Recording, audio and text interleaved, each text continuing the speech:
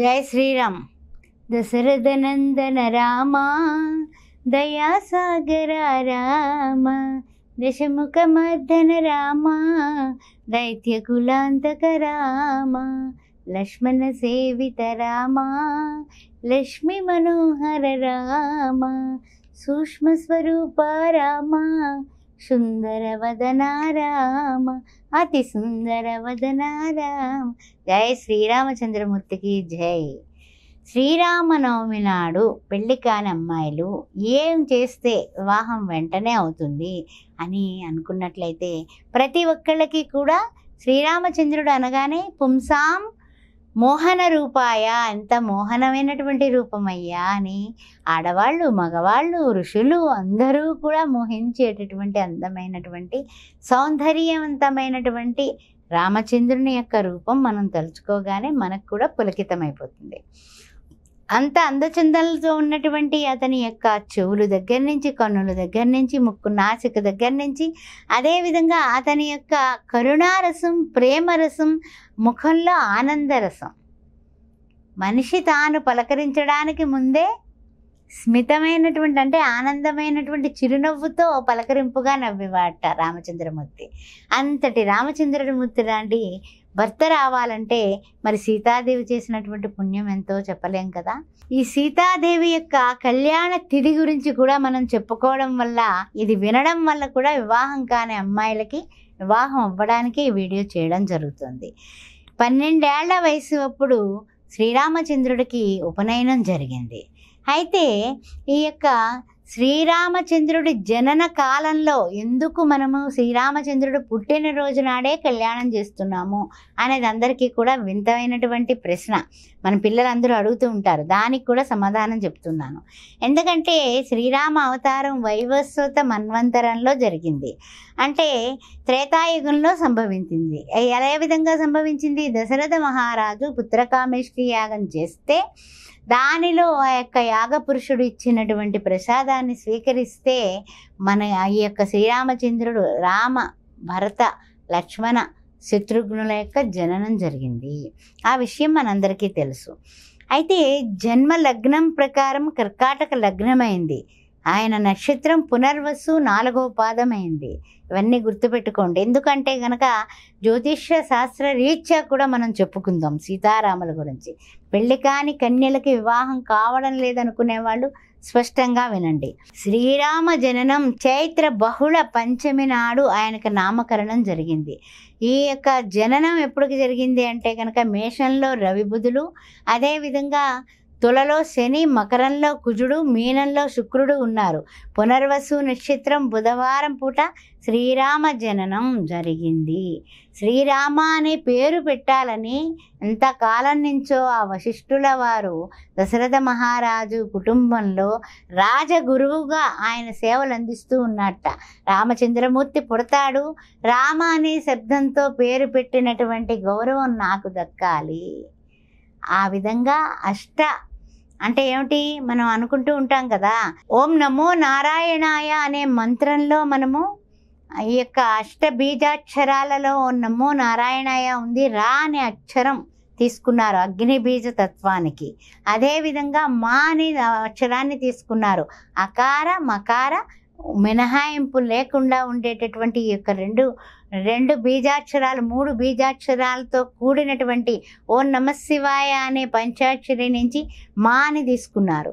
ఈ అకారం అనేది రామా రా ఆ అని వచ్చింది కదా మా, అది అందువల్ల ఈ యొక్క వాయుతత్వాన్ని ఆ తరువాత చూసినట్లయితే కనుక ఈ యొక్క రజోగుణాన్ని వాయుతత్వంతో సాత్వికాన్ని జోడించి మకారంగా పుట్టినటువంటి తత్వాన్నే ఈ రామ అనే శబ్దంలో వచ్చింది సుమా అని చెప్పబడింది. అయితే ముఖ్యంగా శ్రీరామచంద్రుడికి 12 సంవత్సరాల వయసు 6 ఏళ్ల సీతతో ఉన్నప్పుడు వివాహం జరిగింది అని చెప్పబడింది. అయితే మిథిలా నగరం వరకు అంటే ఏమిటంటే మనకి ఈ యొక్క శ్రీరామచంద్రుడు జనక మహారాజు దగ్గరికి వెళ్ళి ఆ జనక మహారాజు యొక్క ఎలాగా అంటే గనక ఈ సీతాదేవి నాగలి దున్నుతుండగా పొలం దున్నుతుండగా దొరికింది. ఆ విషయం మనకు తెలుసు. శ్రీ మహాలక్ష్మి సీతాదేవిగా పుట్టుకొచ్చింది. అయితే ఈ సీతారాములు కళ్యాణం చేయడానికి ముందు ఎలాంటి వరుడు అంటే కనుక శివధనస్సుని సీతాదేవి కొంచెం జరపడం వలన చూసినటువంటి జనక మహారాజు ఈ శివధనస్సుని ఎక్కుపెట్టిన వాడే ఈ యొక్క సీతాదేవికి భర్త అవుతాడు సుమా అని నిర్ణయం తీసుకున్నాడు. అందువలన ఈ యొక్క సీతాదేవి చిన్నప్పటి నుంచి కూడా ఆటపాటలతో అందరినీ అలరించినప్పటికీ కూడా మేధో సంపత్తితో ఆమె అపురూపమైనటువంటి సౌందర్య రాశిగా ఎదిగింది. ఈ విశ్వామిత్రుడు యాగ సంరక్షణార్థం విశ్వామిత్రుడు అడగగానే చాలా వాపోయాడు. ఒకగానొక పిల్లవాడు శ్రీరామచంద్రుడు పెద్ద కొడుకు ఇంటికి ఏ విధంగా పంపించాలనుకున్నాడు. కానీ వశిష్ఠుల వారు చెప్పినటువంటి మాటలు విని పంపించడం జరిగింది. విశ్వామిత్రుడు రామచంద్రుడిని లేపినటువంటి విధానం ఏమిటో తెలుసా? కౌసల్య సుప్రజా రామ పూర్వా సంధ్యా ప్రవర్తతే అంటే లేవవయ్యా కౌసల్య యొక్క కుమారుడా అని. ఇప్పుడు వెంకటేశ్వర స్వామి సుప్రభాతానికి ముందు ఉన్నటువంటి 2 లైన్లు కూడా శ్రీరామచంద్రుడిని విశ్వామిత్రుడు యజ్ఞయాగశాల పరిరక్షణ కోసం తీసుకువెళ్ళినప్పుడు ఆయన లేపడానికి పలికిన పలుకులు సుమా.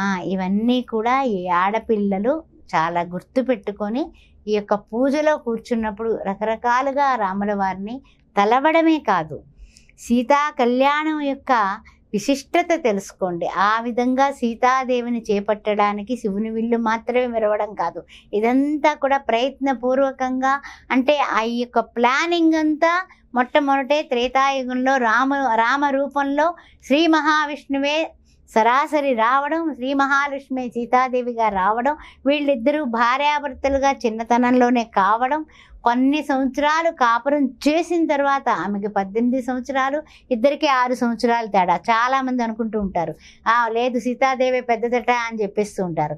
కాదు 6 సంవత్సరాలు తేడా ఉంది, 18 సంవత్సరాలు సీత. అదేవిధంగా ఆయన ఎవరు శ్రీరామచంద్రుడు 24 సంవత్సరాల వయస్సులోని కూడా ఇద్దరు కలిసి అడవులకు 14 సంవత్సరాలు వనవాసం చేయడానికి వెళ్ళారు. ఈ విషయాలు బాగా గుర్తుపెట్టుకోండి. ఆ తర్వాత ముఖ్యమైనటువంటి విషయం ఏమిటంటే అనసూయాదేవికి అత్రిమునైనటువంటి అనసూయాదేవి మహాపతివ్రత. సీతాదేవి స్వయంగా చెప్పింది, నేను దశరథ మహారాజు కోడల్ని, జనక మహారాజు కూతుర్ని, నేను ఎప్పుడూ కూడా యథార్థవాదిగా ఉన్నాను, సత్యమే పలికాను సుమా. నాకు స్వయంవరం పెట్టినప్పుడు ఏ విధంగా అయినా సరే ఎవరూ కదపలేంది విరిచాడు కాబట్టి రామచంద్రునికి ఇచ్చి ఇది ఇయం సీత అన్నాడు నా తండ్రి ఇయం సీత అనగానే చేతిలో చెయ్యేసి పెట్టినప్పుడు నా తండ్రి అయినటువంటి దశరథ మహారాజుకి కబురు పంపించండి, అప్పుడు నేను ఈ అమ్మాయిని స్వీకరిస్తానన్నాడు రాముడు. అంతేగాని నాకు ఇస్తాననగానే స్వీకరించలేదు అని సీతాదేవి చెప్పినటువంటి మాటలు మనకు అమృత తుల్యం. అప్పటి యొక్క త్రేతాయుగం నాటి ప్రమాణాలు ఆ విధంగా ఉండేవి. అదేవిధంగా చూసినట్లయితే కనుక పెళ్ళి కాని ఆడపిల్లలు ఈ రామచరితం సీతాదేవితో కళ్యాణం మొదటి నుంచి చివరి వరకు సీతారామాభ్యోన్నమః శ్రీ సీతారామాభ్యోన్నమః అనే మంత్రాన్ని ఉచ్చరిస్తూ ఎవరైతే చూసి అక్షింతలు తీసుకొని నెత్తి మీద చల్లుకుంటారో తప్పనిసరిగా వాళ్ళకి వివాహం అయిపోతుంది. 41 రోజులు ఆ అక్షింతలు తెచ్చుకొని రోజు 2 అక్షింతలు వేసుకుంటూ ఉండండి. తప్పనిసరిగా సీతారాములను కొలవండి. రామాష్టోత్తరం, లక్ష్మీ అష్టోత్తరం రోజు చేయండి, తప్పనిసరిగా వివాహం అవుతుంది.